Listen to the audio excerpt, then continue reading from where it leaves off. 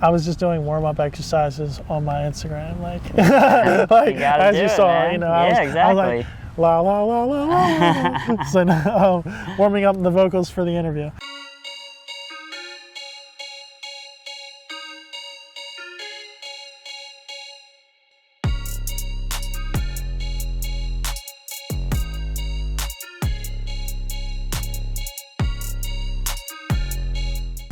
What's up, guys? Welcome to another episode of Inside the Lines. I'm sitting down today with Sean Driscoe, Yes. aka Driscoe. Yes, My man right here.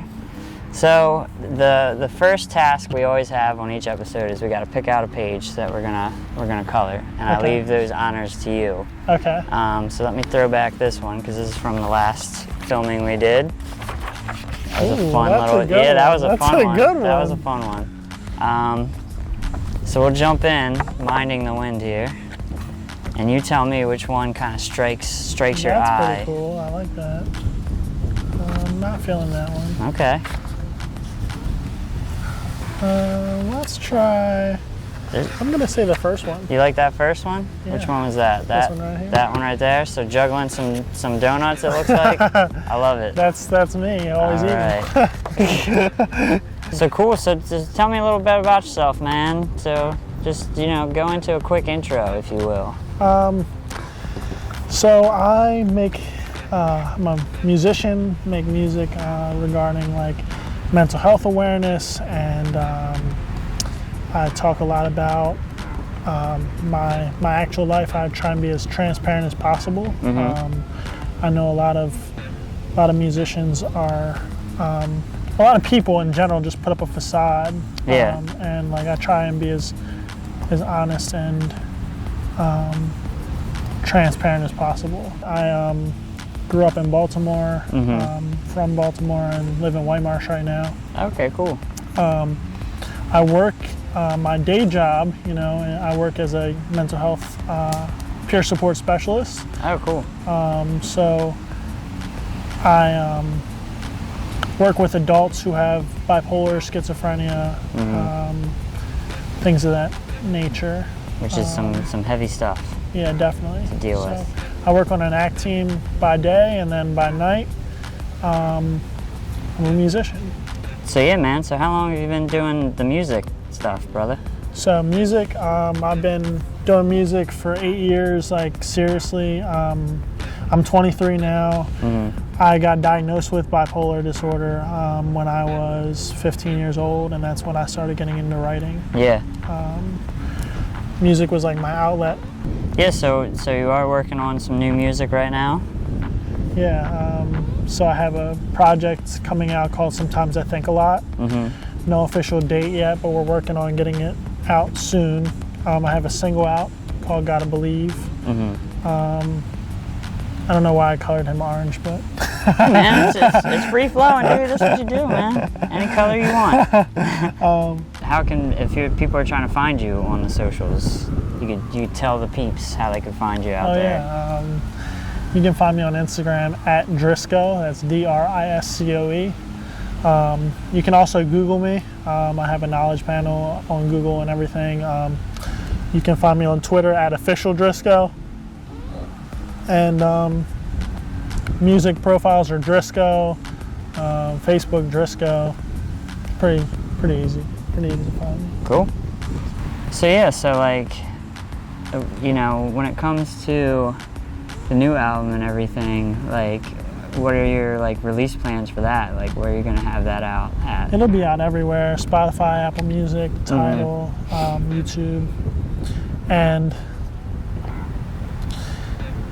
it's so dope because I'm not just saying it because it's my music, but it's dope because it's relatable for a lot of people. I talk about losing my uncle to alcoholism, and I talk about, and it's unique in that way where a lot of people don't talk about alcoholism in music. Like you don't hear, you hear drug addiction, you might hear mental health, but you don't hear alcoholism very often. Talk about being adopted. Like I'm adopted, and I'm currently in the process of finding my birth parents. And wow, so that's a big undertaking. Yeah, well, the adoption agency was able to track them down, and my birth father actually wrote a letter to my birth parents, and they sent.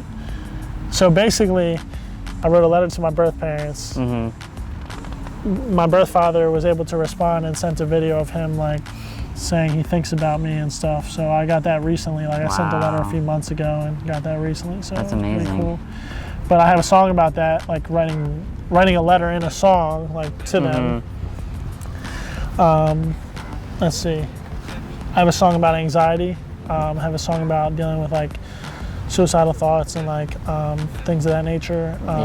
And like overcoming that and seeing the light. Like one of the lines is like, "'Cause suicide would lead to silence, but I've got music inside me. Racing thoughts would lead to blinding, but I've got to fight it. It's immaculate timing." Like it's kind of like. So I talk a lot about. It's a deep project. Like it's really deep. That is deep, man. And "Gotta Believe" is a single on that project. So. No, I mean that's good. You know, because I feel like that a lot of people don't. That doesn't get out there enough for people.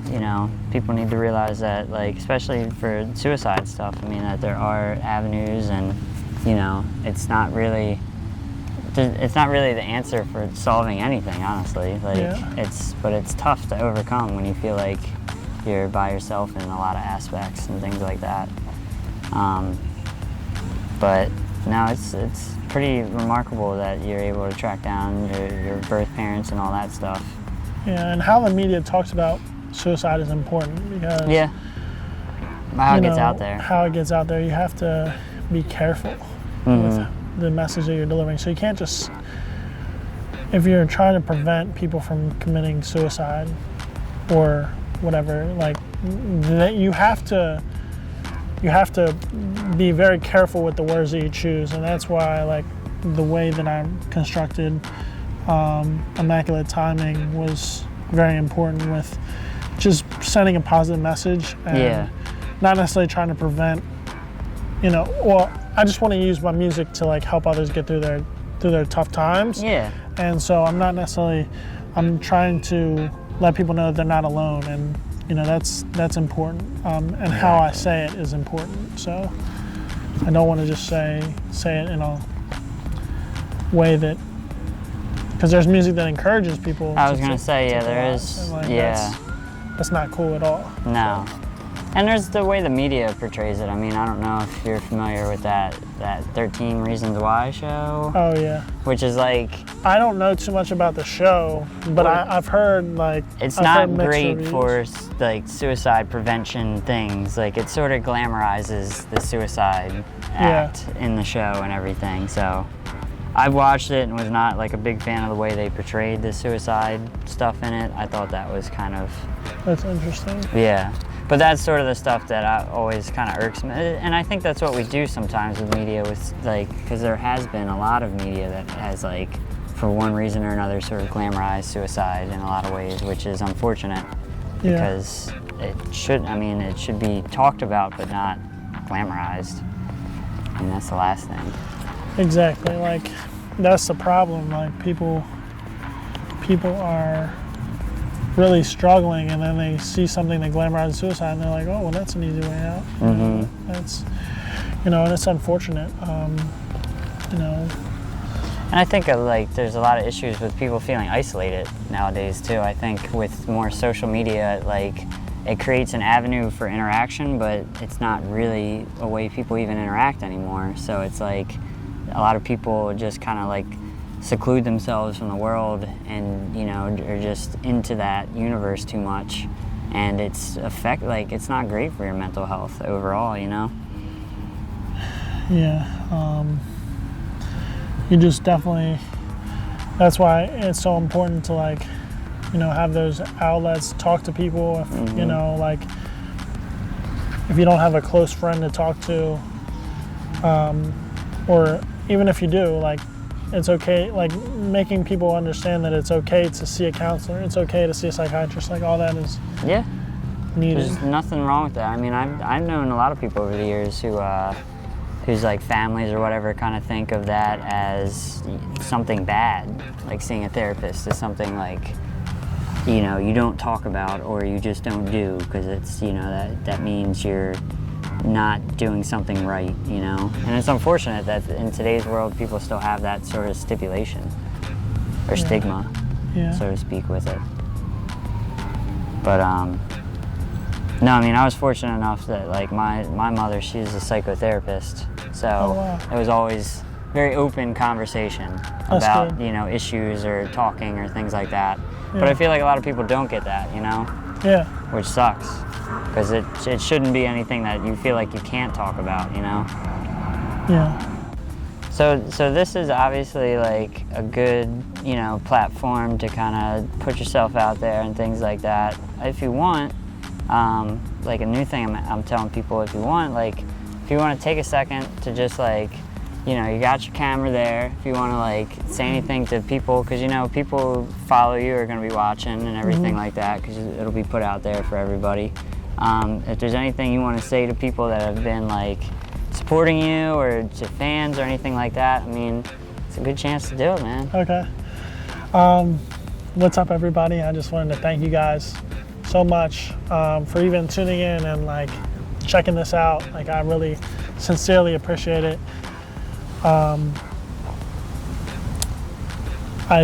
I'm working on interacting more on social media, and I'll have much more content coming soon, but I want to know what you guys are up to as well. I don't want to just be like somebody that you follow that doesn't interact with you. Like we were talking about this earlier. I want to continue to learn about you, because you are the ones that are giving me the opportunity to be able to do music. So I thank you from the bottom of my heart, and hope you're enjoying life. Hope that things are going well. Cool, man. Well, before we kind of wind down or anything, is there any kind of like last minute thoughts or things you want to talk about, you want to touch on, maybe I missed? No, I think we covered most of it. I think that like, thank you. Like, this has been awesome. Thanks for hanging out and coloring with me, man. I like coloring. Actually, I haven't colored in a long time, so this is like bringing back memories. Yeah, man. It's great. I love it. But yeah, thank you for even having me, and you know, I really appreciate it. Of course, man. Thanks for coming out. So before we go, let me put this away. I'll give you our gift to you for coming out. Oh, I get a gift? Yeah, you get a gift, man. Uh-oh. So everybody gets a nice pog. Oh, nice. So for you, a nice Charlie Brown pog. I like it. And also a nice Two Tony Productions pin, man. Oh, that's awesome. So there you go. Thank you, bro. So cool, man. Thanks for coming out. Thank you for having me. Yeah, man. Everybody, thanks for watching. Appreciate it. Have a good rest of the week, and see ya.